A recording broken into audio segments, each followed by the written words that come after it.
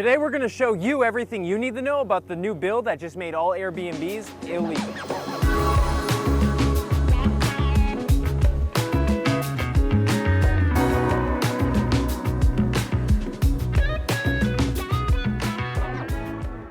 As of June 2019, Honolulu County has just declared all short-term rentals and bed and breakfast of less than 30 days illegal.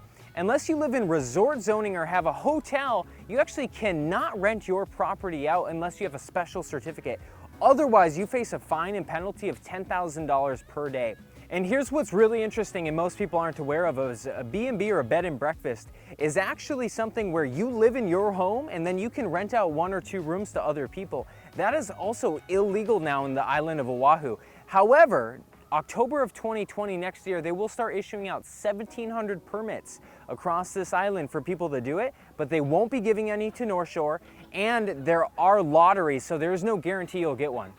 Now, there are 3 groups this bill will benefit. The first one, of course, being lower income renters, people who can't quite afford to purchase a property. There will be 8,000 to 10,000 new available rentals on the market to make up for this potentially. Those are people that are going to be able to get in there and rent those out for long term and not pay those Airbnb prices. Second one, of course, are homeowners and neighbors. They don't have to worry about, and I know a lot of people who are concerned about the tourism and the parties and the loud noise that all these Airbnbs bring in. And of course, we all know the real benefactor of this bill is the hotels. They don't have to compete with Airbnb anymore.